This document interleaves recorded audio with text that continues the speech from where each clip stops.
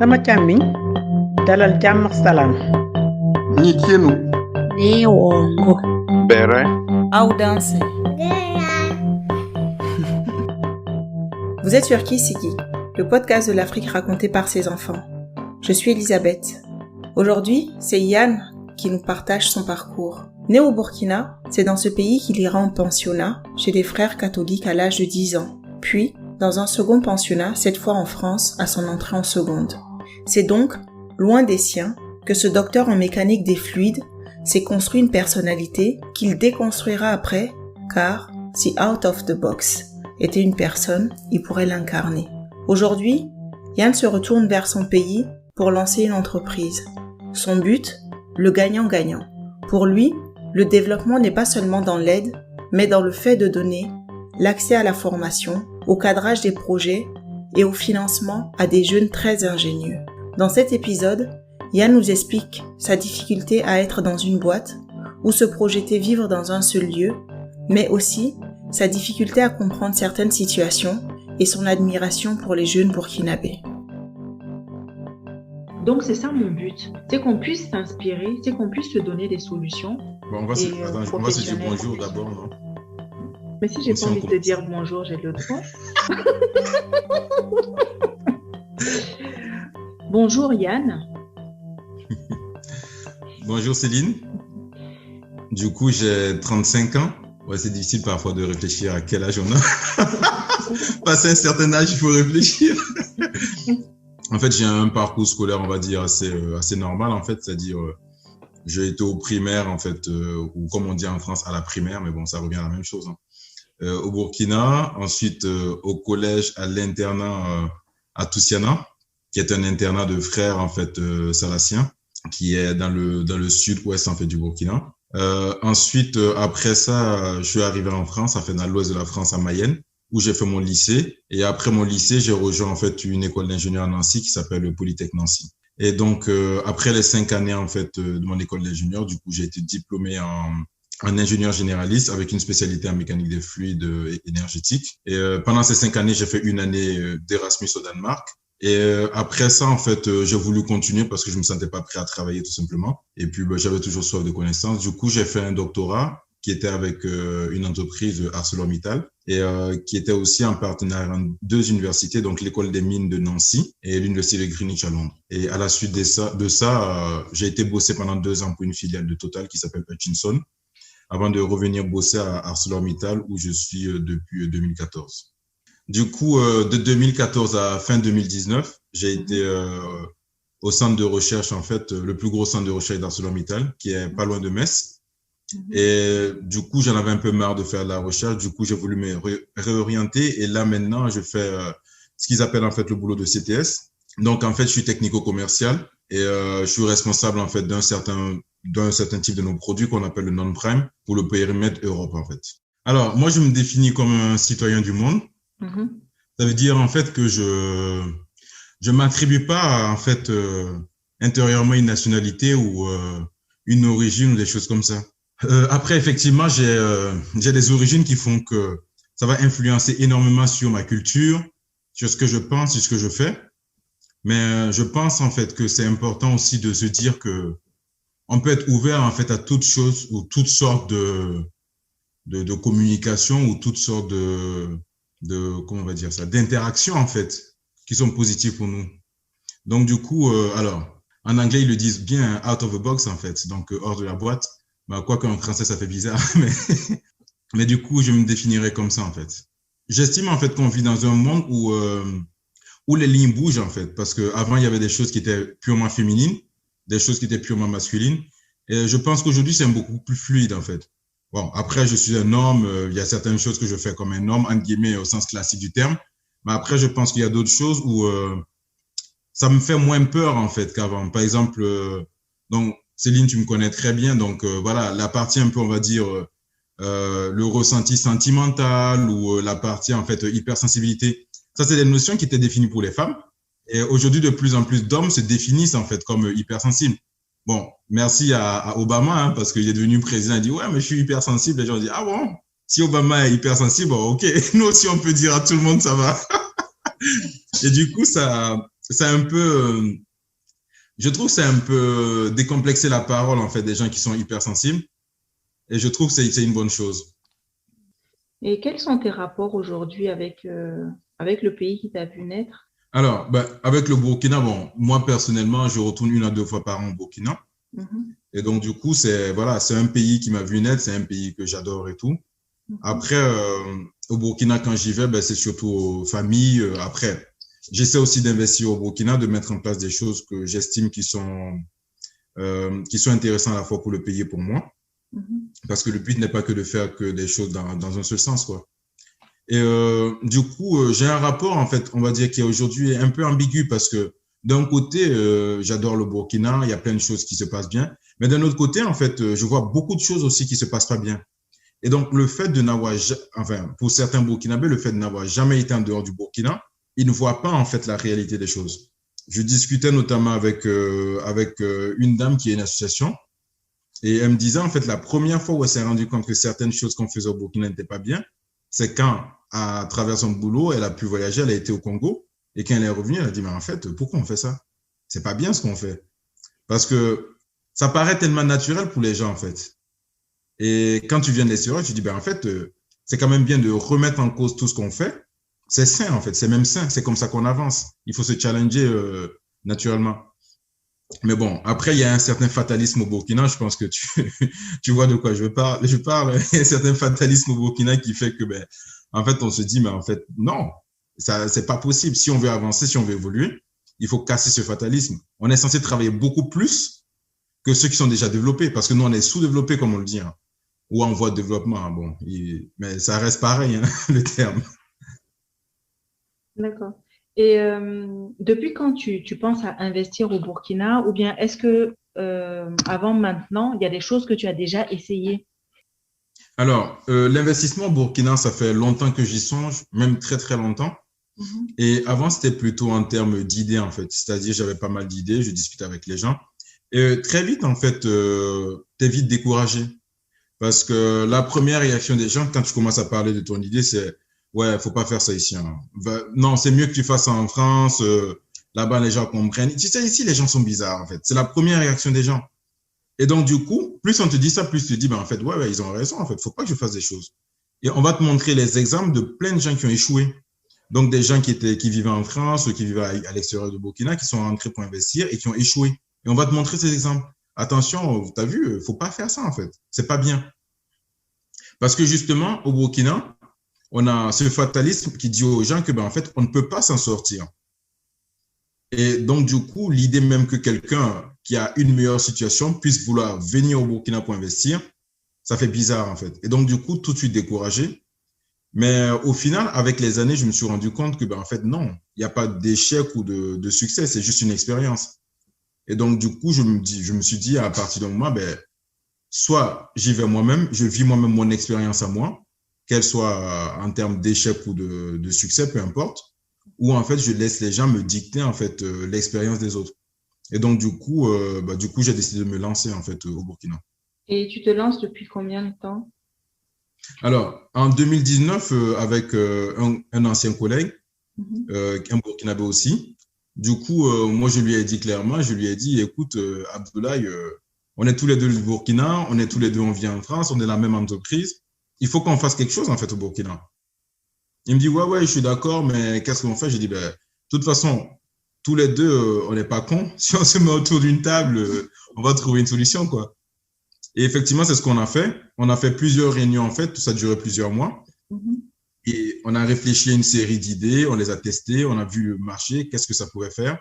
Et à la suite de ça, en fait, on a choisi une idée et on est dessus, en fait, depuis 2019. D'accord. Et quand tu me dis que vous avez testé les idées, c'est-à-dire qu'est-ce que vous avez fait concrètement pour les tester? Ben, pour tester, en fait, il y a plusieurs méthodes. L'une des méthodes, en fait, c'est de savoir est-ce qu'il y a un intérêt. Donc, la première chose à faire, c'est déjà consulter les annuaires statistiques. Mhm, Donc, pour voir, en fait, si les gens sont intéressés par l'idée. Donc, ça, c'est la première des choses. La deuxième des choses, c'est de voir, en fait, si les gens le veulent vraiment en réel. Donc, c'est-à-dire, parce que les annuaires statistiques, c'est des statistiques, hein, ils racontent ce qu'ils veulent. Ou plutôt ce qu'elles veulent, pardon. Et donc, du coup, ce qu'on a fait, c'est que, bon, en regardant les annuaires statistiques, on s'est rendu compte qu'il y avait un besoin au niveau, en fait, de la mobilité au Burkina. Et ensuite, on a fait tout simplement un formulaire en ligne qu'on a envoyé à plein de Burkinabés pour savoir, en fait, s'ils souhaitaient ou pas, en fait, aller, en fait, avec nous dans le projet. Donc, on leur posait des questions sans dire qu'on avait un projet, mais en posant des questions, on va dire, un peu plus vagues, mais en ciblant vers ce qu'on voulait faire. Et on s'est rendu compte à travers ces deux choses, en fait, non seulement il y avait un besoin, mais en plus que le besoin, il y avait personne, en fait. Il y a personne dessus. Donc, on n'a pas de concurrent. Donc, en faisant ça, on s'est dit, en fait, c'est tout bénéfice pour nous. Si on se lance pas maintenant, bon, on ne se lancera jamais, quoi. D'accord. Et les avantages que vous avez trouvés justement après avoir fait ces recherches-là, les avantages que vous avez trouvés à vous lancer au Burkina, mis à part le côté sentimental. Franchement, les avantages, c'est un peu compliqué jusqu'à présent. Je t'avoue que jusqu'à aujourd'hui, je ne vois pas encore les bénéfices, hormis le fait que je crois à mon idée et je crois qu'on va réussir en fait. Et je crois que l'idée, elle est bonne pour nous, elle est bonne aussi pour le pays et ça peut qu'aller dans le bon sens. Donc, mis à part ça, aujourd'hui, c'est beaucoup de travail, mais pas encore de résultats en fait probants sur le terrain. Et on se rend compte que c'est très, très difficile en fait d'être loin et de vouloir en fait investir dans quelque chose sur place. Il faut quelqu'un sur place, quelqu'un de confiance ou quelqu'un qui croit au projet et qui accepte en fait de travailler sans être payé en fait sur le projet. Donc, ce sont des choses qui sont très difficiles en fait à trouver. On peut dire qu'un des avantages, c'est le fait qu'il n'y ait pas de concurrents. Donc, qu'il y ait des choses qu'on puisse faire. Oui, ça, dans tous les cas, au Burkina, il y a la place pour des idées. Hein. Il y en a. Mais après, je pense que c'est pareil dans tous les pays. Hein. Il y a de la place pour plein d'idées. Je pense juste que ça dépend à quel niveau on se situe. Et oui, je pense qu'il y a toujours besoin d'idées, de nouvelles choses, en fait. Parce qu'on voit rien qu'aux États-Unis, il y a des startups qui émergent toutes les mini-secondes, quoi. Pareil en France. Donc, du coup, je pense qu'il y a la place pour tout. Mais, mais effectivement, au Burkina, c'est pas très simple. Hein, parce que je pense qu'il faut être accroché, mais il faut se dire, en fait, j'ai un objectif à long terme. Je sais c'est quoi mon objectif et je m'y accroche. Et il faut pousser les gens aussi à se dépasser. Et ça, c'est très important. Il ne faut pas juste se dire, ouais, les gens ne me suivent pas ou n'aiment pas mon idée ou je sais pas quoi, je laisse tomber. Ça, c'est hors de question. Et du coup, effectivement, je dis, il n'y avait pas trop de bénéfices, mais si ça, c'est un des bénéfices, ça permet aussi nous-mêmes d'apprendre à nous surpasser, à travailler sur nous de manière plus intense. Et les difficultés que vous avez rencontrées jusqu'à là? On revient, je pense, en fait, sur le même terme, le fatalisme, en fait. Et au Burkina, c'est très ça, en fait. Beaucoup de fatalisme. Et en plus, on peut dire que, alors, nous sommes passés, par exemple, donc, ce qu'on a créé, en fait, notre idée, c'est de créer une plateforme, en fait, de location de voitures. Et donc, notre plateforme, on a voulu que ce soit un produit 100% de burkinabé, en fait. Donc, développé par des informaticiens au Burkina et tout ça. Et donc, du coup, quand on a trouvé les informaticiens, qu'on a commencé à développer, en fait, on les a challengés parce que si tu me livres un produit, moi, je regarde par rapport à ce qui existe dans le reste du monde. Et quand tu me livres un produit que je vois qu'il n'est pas à la hauteur de ce qu'on s'attend, du coup, je te challenge là-dessus. Quand il y a des fautes d'orthographe sur le site Internet, je te challenge là-dessus. C'est pas normal, en fait. Et à partir du moment où je paye pour quelque chose, j'attends un retour. Même si tu ne payes pas pour quelque chose, je pense que tu attends de la qualité. Et c'est normal, en fait. Et ça, c'est quelque chose qui a été très compliqué. Bon, après, on s'est pris la tête plusieurs fois avec nos informaticiens. Ils nous ont dit, oui, vous vouliez un truc 100% burkinabé, c'est ça qui est là. Non, c'est pas comme ça marche. Et donc, du coup, ce fatalisme de se dire, c'est comme ça qu'on est, on ne veut pas améliorer, en fait. Après, attention, faut pas mettre tous les Burkinabés ni tout le Burkina dans le même sac, hein. C'est sûr que non.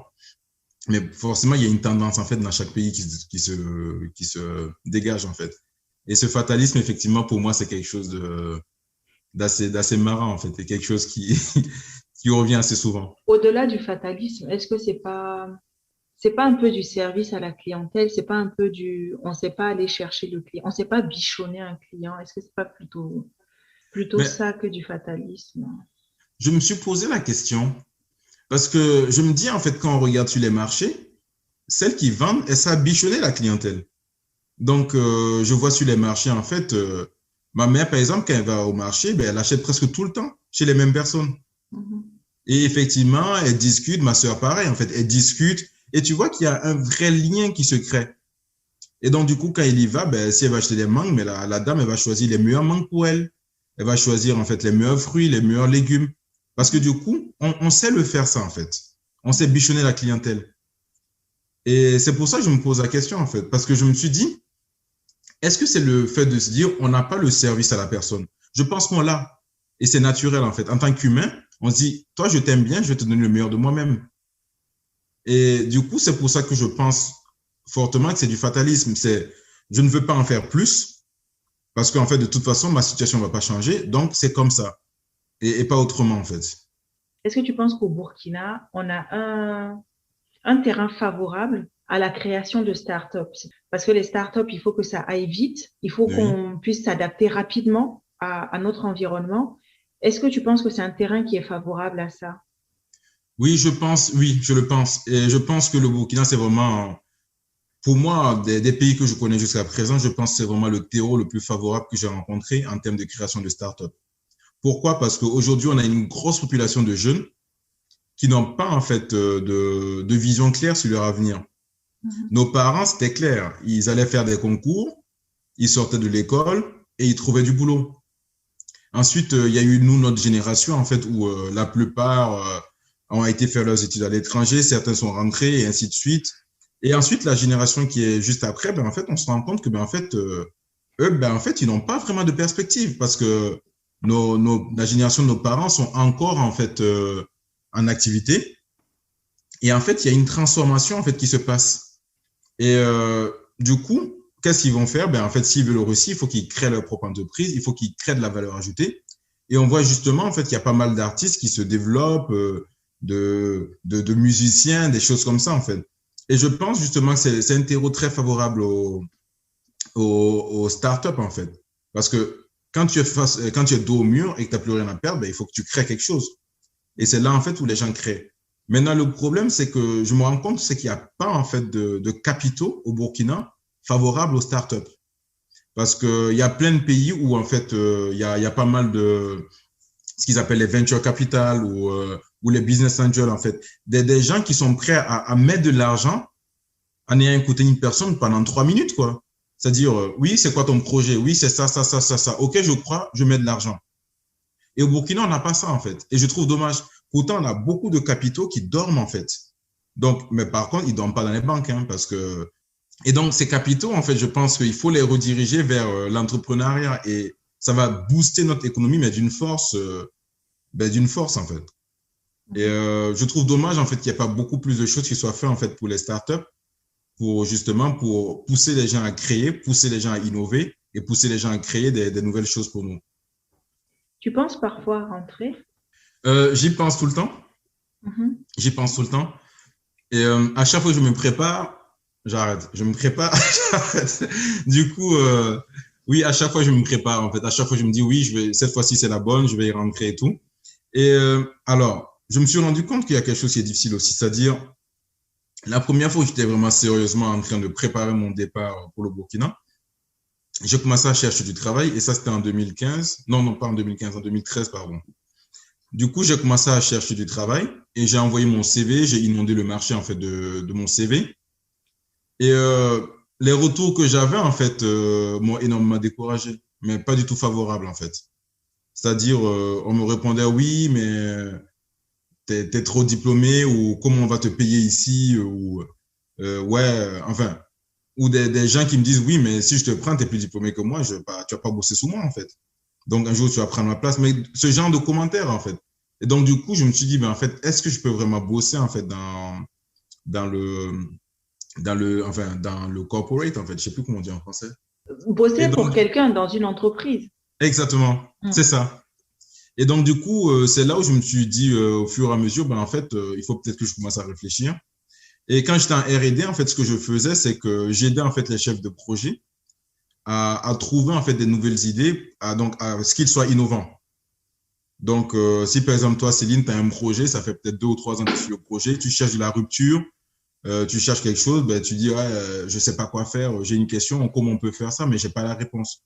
Et donc, du coup, moi, ce que je faisais, c'est que je travaillais avec pas mal de chefs de projet pour justement les amener à trouver des idées qui sont tellement innovantes et qui permettent d'aller loin, en fait. Il y a même des projets qui ont amené à plusieurs brevets, des choses comme ça. Et donc, ça, c'était en fait, je me suis dit, mais en fait, si je peux le faire pour une entreprise, je peux aussi le faire pour moi.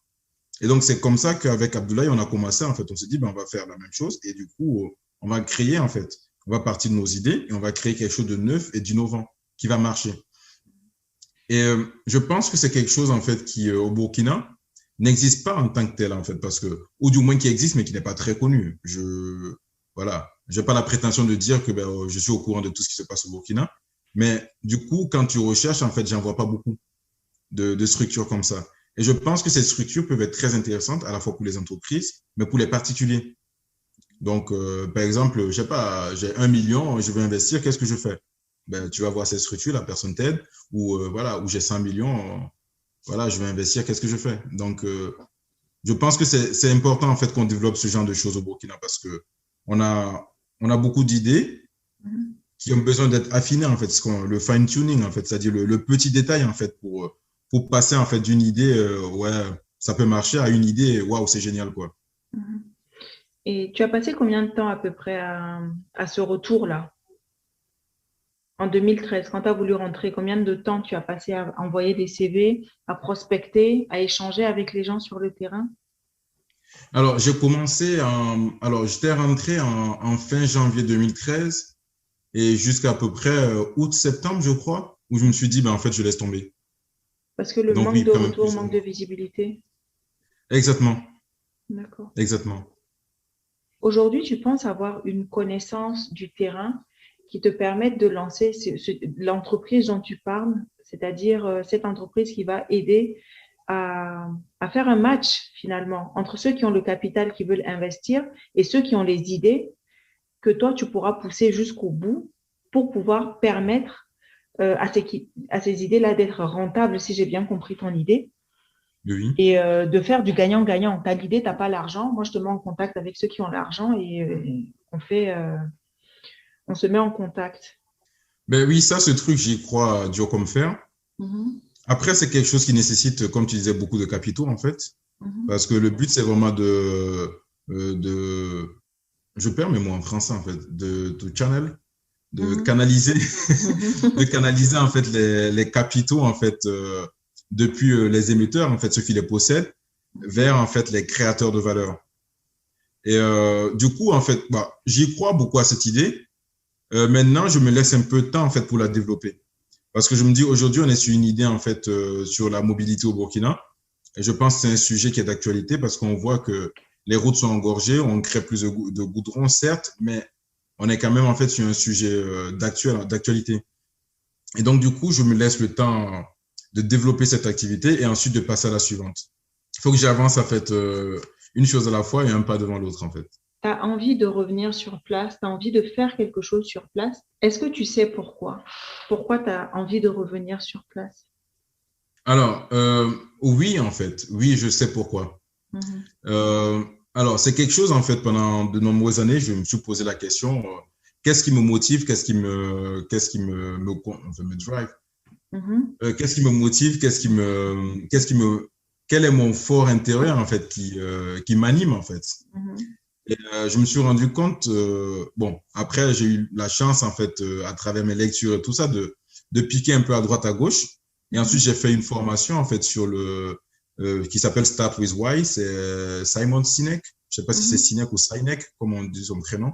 Il a créé, en fait, ce truc. Et il dit, en fait, tout le monde, que ce soit, en fait, une personne physique ou une personne morale, nous sommes tous animés par un pourquoi. Pourquoi on fait ce qu'on fait? Et du coup, pour moi, ça a été très important parce que quand j'ai découvert mon pourquoi, je me suis dit, ben, en fait, oui, c'est tellement évident. Pourquoi j'avais pas pensé avant? Et en fait, moi, mon pourquoi, en fait, c'est d'encourager l'exploration pour que les gens soient libres et authentiques. Et donc, ça implique, en fait, pousser les gens vers plus d'exploration, plus de découvertes et tout ça. Et donc, du coup, je me rends compte qu'au Burkina, on est assez clos, en fait, parce que c'est un pays qui est enclavé naturellement. Je me rends compte que c'est quelque chose où j'apporte beaucoup, en fait. J'aime ça, j'aime apporter, en discutant avec les gens, en apportant des choses, je peux aussi aider les gens à découvrir d'autres choses, quoi. Parce que le but, encore une fois, pour moi, c'est que les gens puissent être eux-mêmes libres et authentiques. Donc, s'ils sont plus libres, avec plus de mobilité, tant mieux. S'ils sont plus libres, plus authentiques, parce qu'ils arrivent à développer, à créer leur start-up et à les lancer, donc tant mieux. Et donc, encore une fois, c'est vraiment ce qui m'anime, quoi. Et donc, tout ce que je fais, c'est vraiment en rapport avec mon pourquoi. Mais utile au tien. Oui. Mais est-ce que tu penses avoir un impact? Est-ce que tu penses de là où tu es être plus utile que finalement si tu étais aujourd'hui sur le terrain au Burkina? Ah, oui, dans ce sens-là. L'impact, il est difficile à définir, en fait, parce que si j'étais au Burkina, ça implique aussi que petit à petit, en fait, mon esprit va s'aligner, en fait, sur ceux qui sont sur place. Et ça veut dire aussi que je risque de perdre un peu, en fait, on va dire, de mon authenticité, parce qu'au bout d'un moment, tu t'alignes pour survivre, en fait. Et du coup, je pense que si les choses n'évoluent pas, en fait, dans un sens beaucoup plus libéral au Burkina, je pense que je reste quand même beaucoup plus utile et beaucoup plus impactant en étant ici qu'en étant au Burkina. Sur combien de temps tu te projettes pour pouvoir mettre en place ton savoir-faire? Oui, alors ça, c'est assez complexe, hein, parce que moi, je suis dans mes forces, en fait, j'ai pas la notion de futuristique, en fait. Il y a beaucoup de gens qui se projettent dans le futur, mais moi, c'est pas du tout une de mes forces. Je peux cibler, en fait, un point et travailler pour l'atteindre, mais je ne peux pas me projeter en me disant dans X années, machin ci. Et c'est pour ça que c'est important aussi dans mes projets d'accepter le cycle naturel des choses, parce que pendant un moment, avec Abdoulaye, on travaillait comme des forcenés. Et à un moment, on a passé quelques mois où on travaillait un peu moins. Donc, on relâche la pression. Ensuite, on se met une petite pression, on remonte, on travaille beaucoup et ainsi de suite. Et c'est ce que je pense c'est important parce que c'est important de s'aligner avec sa personne. Et moi, je suis quelqu'un qui aime bien de temps en temps mettre du mouvement, en fait. Donc, je mets du mouvement. Je suis, comme on dit au Burkina, je suis chaud et tout. Et après, voilà, je me calme, quoi. Et du coup, je pense que ça, c'est quelque chose de très important. S'aligner énormément avec sa personnalité pour développer avec sa personnalité. Mais bien sûr, on a fait des projections pour savoir quel sera le chiffre d'affaires sur les 5 prochaines années. Ça, c'est quelque chose qu'on est obligé de faire pour savoir, en fait, si l'entreprise est viable et rentable. Mais en tant que personne, non, je l'ai pas fait. Quelle est la situation sur place quand tu y es, où tu te dis, waouh, je suis bien. Au Burkina? Oui. Oh, ça, c'est vaste, en fait, comme question. Waouh. Quel est ce que tu vis au Burkina qui te met tellement bien que tu te dis, oui, j'y reviendrai? Ben, en fait, pour moi, c'est surtout les liens avec la famille. Donc, être là, discuter avec la famille, rigoler, aller chercher son porc au four avec sa bière, se poser en famille, discuter, rigoler. Et là, je me dis, quoi de plus, en fait? Quoi de plus? Il n'y a pas... Pour moi, c'est ça, en fait, les choses simples. Je pense que tu atteins parfois dans la vie un certain niveau où tu te ramènes, en fait, à l'essentiel. Donc, qu'est-ce qui te fait plaisir, en fait? Et moi, c'est certains trucs comme ça, c'est des moments comme ça qui me font plaisir. Ou même, je sais pas, s'éloigner un peu de Ouaga, en fait, la capitale, aller un peu plus loin et puis tu vois un lever ou un coucher de soleil. Moi, c'est des choses qui me font énormément plaisir, en fait. Et je me dis, waouh, quoi, ça c'est parce que tu as encore beaucoup de nature. En Europe, la nature, il y en a presque plus. Donc, du coup, je sais pas, ce genre de petites choses, je me dis, ben, en fait, c'est juste magique, quoi. C'est juste magique. Et qu'est-ce que tu vis? Et à ces moments-là, tu te dis, ah non, je suis pas prêt à rentrer. Ça, je suis pas, ça passe toujours pas. Je pense la mentalité, le fatalisme, en fait. Quand j'entends, par exemple, un exemple tout simple, hein, après, je ne veux pas jeter, en fait, l'opprobre sur quelqu'un, mais c'est quand j'entends, en fait, qu'il y a un tricycle, parce qu'au Burkina, il y a énormément de tricycles. Quand il y a un tricycle qui a tué quelqu'un, dans un accident de la route, et la réaction des gens, ouais, c'est comme ça, c'est Dieu qui a voulu. Non, je suis désolé, c'est pas Dieu qui a voulu. C'est pas Dieu qui dit aux gens de ne pas imposer, en fait, un permis de conduire au tricycle, parce que les tricycles ou plutôt les conducteurs de tricycle, ils tournent avec les tricycles comme s'ils tournaient avec une mobilette, en fait. Mais c'est pas une mobilette. Et donc, du coup, quand ils tournent, ils fauchent plusieurs personnes. Mais je pense qu'on peut empêcher beaucoup de morts, en fait. La mortalité infantile qui est très, très faible, en fait, par exemple en France ou en Europe, est-ce que ça dérange quelqu'un, en fait? J'ai jamais entendu Dieu dire, oui, on n'est pas content parce que la mortalité infantile a diminué. Et donc, du coup, il y a des petites choses qu'on peut mettre en place qui font que, en fait, on peut éviter, en fait, ce genre de mortalité. Et quand j'entends ça, mais je me dis, mais c'est pas possible. Et ça, c'est des choses, en fait, je me dis, mais non, non, non, je pourrais pas vivre une année comme ça, en fait, c'est pas possible. Et donc, du coup, c'est toujours, en fait, cette petite dualité-là, oui ou non, oui, non, oui, non, tout le temps, quoi.